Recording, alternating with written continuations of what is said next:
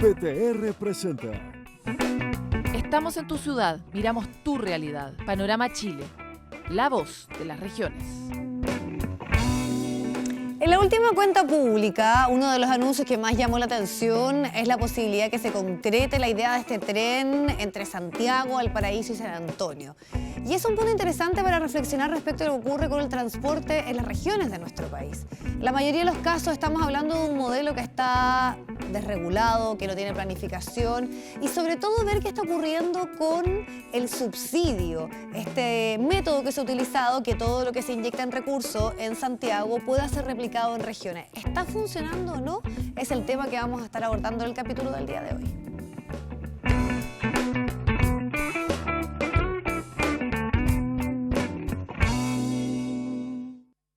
Por estos días se expone en Iquique la vida del patrimonio arquitectónico de la época dorada de las salitreras. Por ejemplo, lo que ocurría en Humberstone, en Santa Laura, en Tibiliche, se grafica ahí en escenas y en piezas de trabajos de madera que generan nostalgia patrimonial. Arturo Arévalo conoció esta muestra y nos va a contar más. Casonas de la época del salitre y estructuras patrimoniales de las exoficinas salitreras de La Pampa a escala son obras realizadas por estudiantes de la carrera de arquitectura de la Universidad Arturo Pras de Iquique que se exhiben en las salas de arte del Palacio Astoreca. Y estas maquetas lo que significan de alguna manera un trabajo exhaustivo de los estudiantes y de los equipos de profesores para determinar, por ejemplo, los tipos de materiales que permitían desarrollar esta arquitectura. Si bien uno cuando puede visitarlas no se va a encontrar como estas maquetas en las cuales uno ve una especie como de radiografía de los materiales, sí es posible hacerlo a través de indagar con algunas prospecciones, con desarrollar las planimetrías, tomar las medidas, y hacer los análisis correspondientes a las piezas de madera, saber cómo se construía, cuál era el tipo de material, y eso está presente en estas investigaciones, en estos modelos y en estas láminas que están acá. Algunas estructuras como la casona de Guaraciña y la hacienda Key de Tibiliche fueron construidas con elementos con los que pudieron lidiar con altas y bajas temperaturas, de acuerdo a las condiciones de clima propias de estos sectores. Tienen un doble corredor que permite que exista una sombra importante sobre los muros principales. Tienen un techo que se ventila a través de una lucarna y por lo tanto hay una incorporación de aire que cruza la vivienda y es capaz de airearla, y los materiales con los cuales se construye son capaces también, a partir de lo que es la incorporación del barro, de la paja, de la arpillera y de la cal en los muros, producir una cierta inercia térmica que permite que las condiciones ambientales interiores de estas viviendas sopese bastante lo que ocurre en el exterior. Para habitar el desierto fue necesario conocer su comportamiento e inventar soluciones a problemas a los que se enfrentaban en el siglo XIX, una perspectiva que se evidencia en esta muestra. Que tiene que ver con darle una perspectiva académica al registro y al estudio de estas interesantes soluciones en madera que se desarrollaron durante la época del auge del salitre y que tienen que ver con el ingenio de habitar en el desierto. Esto tiene una resonancia que va más allá del turismo, tiene que ver con la identidad de los iquiqueños. Para quienes llegaron a la exposición de arquitectura en madera del siglo XIX, indicaron que cada maqueta genera aún mayor valor a nuestro patrimonio por los detalles que en ellos se puede apreciar. El material con que han trabajado, la representación en sí, el detalle, lo que me llama la atención es el detalle y el trabajo de investigación que han hecho. Que de verdad representa todo lo que fue la época, los tipos de maderas que se usaron, la soportación para los climas, para los tipos de trabajo que tenían las personas, y me parece toda esta muestra muy representativa de la época. Esta muestra a escala permite dirigir nuestra mirada a los recursos que se empleaban en aquella época, como la madera, material relevante en la construcción de grandes estructuras industriales y viviendas en la región de Tarapacá. En Iquique, Arturo Arévalo, Panorama Chile. Y en Punta Arenas fue presentado un libro que destaca el valor de los faros del Estrecho de Magallanes para la conectividad y además la soberanía nacional. La Universidad de Magallanes Televisión con la nota. En el Centro Cultural de Punta Arenas se presentó el tercer libro de la colección 500 años, serie de publicaciones que buscan destacar la importancia de la primera circunnavegación de la Tierra bajo el mando del navegante portugués Hernando de Magallanes. La iniciativa forma parte de un trabajo editorial a cargo de la Municipalidad de Punta Arenas en alianza con el diario La Prensa Austral y la Universidad de Magallanes. Faros del Estrecho de Magallanes es el título de la reedición de los autores Mateo Martínez y Julio Fernández, cuyo contenido fue motivo de un conversatorio que profundizó en el rol que cumplen estas estructuras para la navegación y el ejercicio de la soberanía en el extremo austral. Uno de los libros fue un libro que cumple hoy 25 años respecto de los faros, que tiene vínculos, tal como lo dijo don Mateo Martínez, de una manera muy potente, los vínculos con lo que es la soberanía actual del estrecho. Porque estos faros, sobre todo en este libro, son los que se pusieron a finales del siglo XIX, principios del siglo XX, y que fueron fundamentales para hoy generar algo que es irrefutable, que el estrecho para ambas costas es chileno. Este libro da cuenta de una particularidad patrimonial muy querida, que es la de los faros habitados del estrecho de Magallanes. Por otra parte, permite valorizar lo que es la ruta del estrecho en la navegación y en el servicio del comercio y la, internacional, ¿no es cierto?, y la comunicación de Chile con el mundo. Así es que, ¿cómo no voy a estar complacido realmente? Muy bien.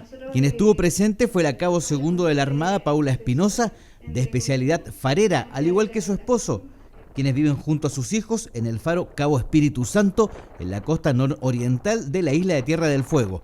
La uniformada compartió su experiencia con los asistentes, valorando el reconocimiento a su función. Es muy importante, ya que dan a conocer la función que nosotros realizamos en los faros, y ya que la ciudadanía no conoce tanto estos lugares tan aislados, dar la oportunidad a que vayan a visitarlos, porque son a la vez lugares turísticos, donde tienen mucha relevancia tanto por la soberanía que realizamos y por la ayuda a la navegación que prestamos a los buques. Desde la Universidad Regional, el vicerrector de vinculación con el medio resaltó el rol de la Casa de Estudios en la promoción de la cultura. Esa es la labor de la universidad, es poder aglomerar, ¿cierto?, estas entidades y poder dar un testimonio, ¿cierto?, de que en Punta Arenas las alianzas funcionan. Y con esta tercera edición del lanzamiento del libro Faro, obviamente que la Universidad de Magallanes sigue potenciando la cultura de la región de Magallanes y Antártica chilena. Y como siempre en este momento, los invito a revisar los titulares de la red Mi Voz.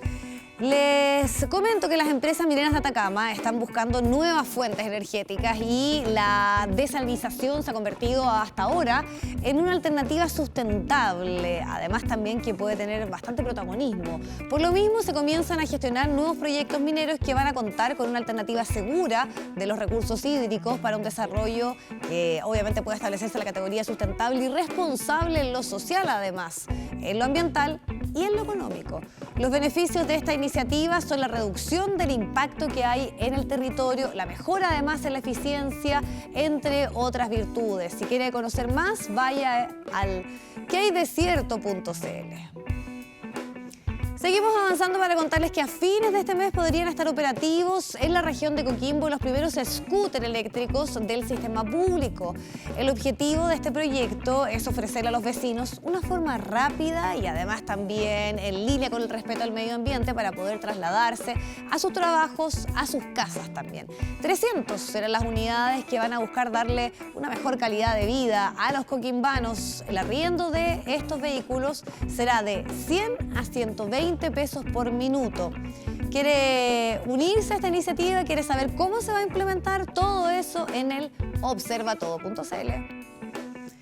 Y una huella humana cuya data supera los 14.500 años. Es un nuevo hallazgo mundial descubierto en el sitio de investigación paleoarqueológico de Pilauco, esto en Osorno, siendo el segundo rastro de este tipo del lugar.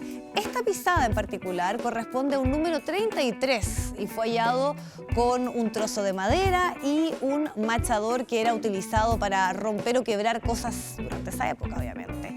Ahora viene un largo proceso, eso sí, que es la de validación de esta huella y que va a permitir conocer su fecha exacta, entre otras tantas cosas que se van a investigar a partir de este hallazgo. Los detalles de la noticia en el bacanudo.cl. Vamos a la pausa, vamos a un pequeño alto y volvemos.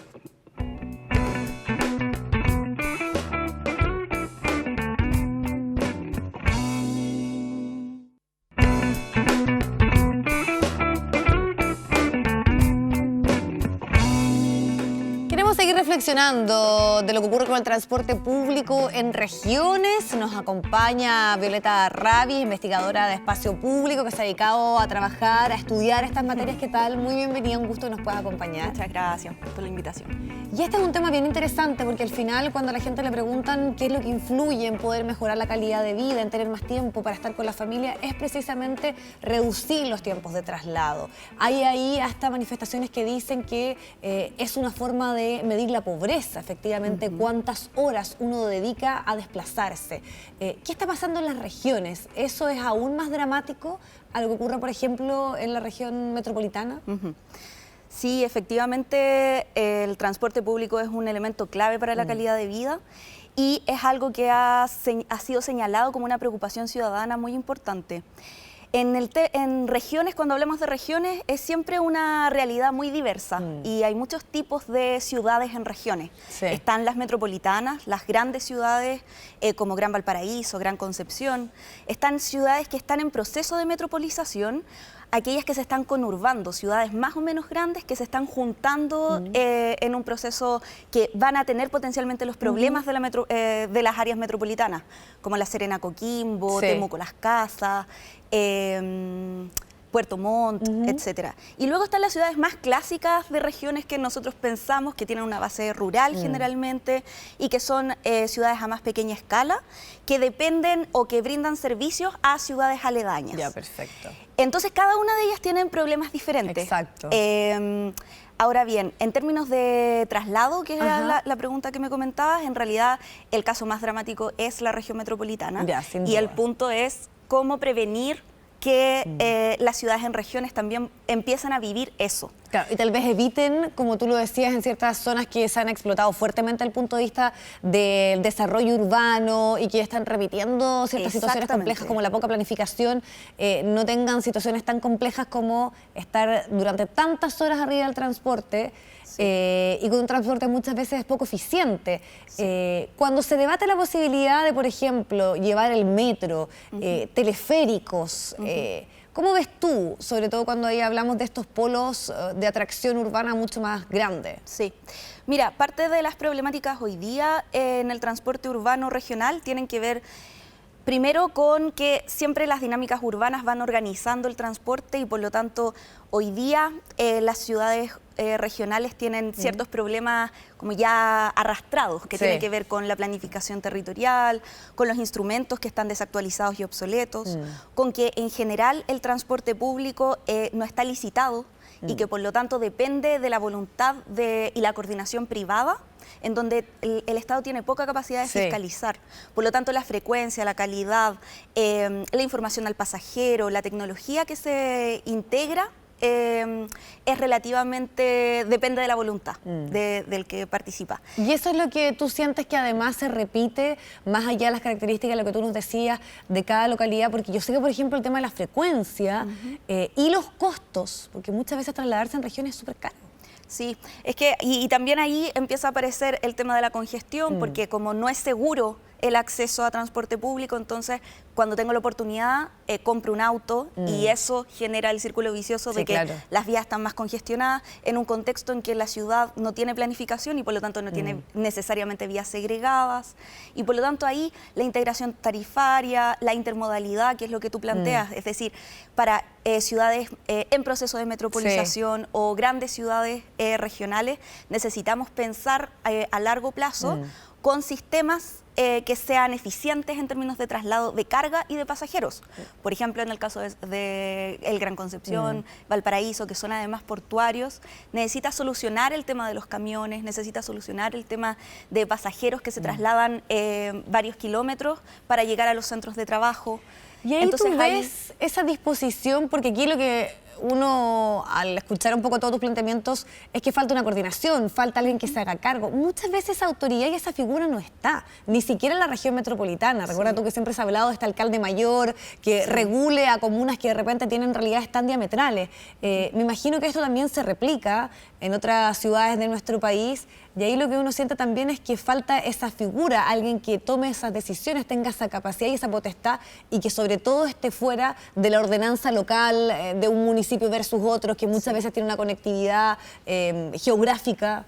Sí, efectivamente, y justamente el proceso de descentralización es una tremenda oportunidad para eso. El gobierno regional tiene la capacidad, y ahora más con los gobernadores regionales, va a tener la capacidad para poder coordinar mejor los sectores, porque hoy día la ciudad está siendo gestionada y gobernada por muchos sectores. Sí, claro. Está el Ministerio de Transporte, el Ministerio de Vivienda, obras públicas en casos cuando se trabaja en territorios interurbanos, etcétera. Y por lo tanto ahí hay un tremendo desafío de coordinación en donde, en mi opinión, es el gobierno regional el que debería tomar la batuta, y eso significa tener una visión estratégica de la región y poder visualizar qué proyectos van a cambiar las tendencias urbanas que hoy día se visualizan. Y ahí tú también das en un punto súper interesante, que es lo importante que es aprovechar este momento donde se está analizando de qué forma se va a materializar todo este cambio en descentralización, sobre todo con esta figura de los gobiernos regionales, que exista alguien que le ponga el ojo y el foco a esta problemática. ¿Por qué te lo quiero preguntar además? Por lo que ha significado este fondo de subsidio de esta plata que se destina del Estado, y que es un fondo espejo, pensando en todo lo que se invierte en la región metropolitana, que uno además también sentía que era de toda lógica, que solamente no nos centramos en la discusión del Transantiago, de cómo construir una línea de metro acá, sino que ver también qué pasaba en las regiones de nuestro país. ¿Por qué, si efectivamente lo que se responde por parte de las autoridades es que ha existido aquí una gran inyección de dinero, estas problemáticas persisten? Sí, mira, ahí tiene que ver con que los fondos espejo fue una parte de la negociación para financiar el Transantiago, que efectivamente tiene toda lógica. Es un espejo algo así, un poco distorsionado, en el sentido de que se duplica o se refleja los fondos de la región de Santiago versus todo el resto de las regiones. Claro. Por lo tanto, ahí ya hay una distorsión. Y luego que los fondos no necesariamente son utilizados, o el formato en que, como se discutió la ley, no fueron utilizados necesariamente para el transporte público urbano. Han sido utilizados para muchas otras cosas que de todas maneras son súper relevantes. Por ejemplo, todo el subsidio al transporte de zonas aisladas, rurales, el subsidio a la tarifa escolar, han sido aportes que se han sacado de ese fondo. Violeta, pero entonces es también podríamos decir prácticamente una quimera esta idea de que este fondo espejo iba a subsidiar un transporte y lo iba a mejorar, porque habían otras situaciones de mayor precariedad que había que responder con estos mismos recursos finalmente. No era para transporte público urbano necesariamente, por lo tanto hay una diferencia cualitativa en cómo se dirigen los fondos en el área de Santiago, que son directamente para mantener el funcionamiento de Transantiago, versus otros, versus el fondo espejo, en donde se utiliza para varias cosas. Y una de ellas tiene que ver con transporte urbano, pero que en el formato que es fundamentalmente dirigido a través de los gobiernos regionales, pero que funciona más o menos como cualquier fondo regional, en donde es el intendente el que propone, el Consejo Regional decide, y obedecen a una lógica mucho más local, de proyectos más pequeños, porque la lógica del Consejo tiene que ver con un equilibrio territorial, un equilibrio político, en donde justamente la visualización más estratégica de qué es lo que se necesita en una ciudad metropolitana, por ejemplo, a nivel regional, se pierde de vista justamente porque se necesita generar un equilibrio, y los tomadores de decisiones tienen mucho más incentivos en eso. Y por lo tanto, en general, los proyectos que se han financiado con esos fondos han sido proyectos de mantención de lo ya existente y de pequeños proyectos. Por lo tanto, hay una como difuminación. Es cierto, hay una gran distorsión respecto a esos recursos y la finalidad en la cual fue pensada. ¿Qué crees tú que es lo más urgente respecto a esto? Y estoy pensando sobre todo en algunos lugares en específico, donde debe estar el foco puesto, porque se puede dar una situación que es difícil de revertir, porque finalmente si no se toman decisiones ahora sabemos que los costos en el mediano plazo, porque ni siquiera estamos hablando en el largo, son súper altos. Sí, ahí hay como dos frentes que cubrir. El primero tiene que ver con fortalecer la planificación urbana, que el crecimiento esto se haga Sí, con inversión en infraestructura, y que en ese sentido lo que nosotros proponemos es que los instrumentos de planificación de planes reguladores e intercomunales o metropolitanos tengan asociado una cartera de proyectos y que esa cartera dirija en el fondo, o que la cartera de proyectos tenga consonancia con lo que se planificó y que lo que se planificó tenga fondos. Porque muchas veces pasa que queda en el papel, claro, que se planifica y luego no se tienen los fondos. Entonces, que haya un vínculo más estrecho entre la planificación y la inversión. Y por otro lado, la gestión del transporte público a mediano plazo. Lo que nosotros propusimos en nuestra investigación fue que se licitaran o se generaran estrategias para tener un mejor control de la calidad del servicio, al menos para todas las ciudades sobre 100.000 habitantes. Y eso que cada día son implica, más, además. Claro.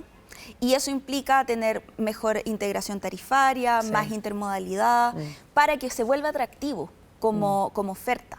Sin duda. La demanda. Te queremos agradecer muchísimo, Violeta. Yo creo que este es un tema súper interesante que nos debe invitar a detenernos un poco y sobre todo a reflexionar y adelantarnos, a repensar cómo estamos construyendo ciudades en las regiones de nuestro país y no en situaciones tan caóticas como la que estamos acá nosotros enfrentando día a día en la metropolitana. Muchísimas gracias, que estés muy bien. Gracias a ti.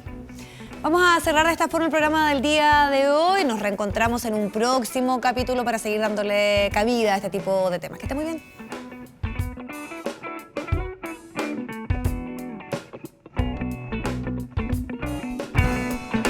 BTR presentó. Estamos en tu ciudad, miramos tu realidad. Panorama Chile, la voz de las regiones.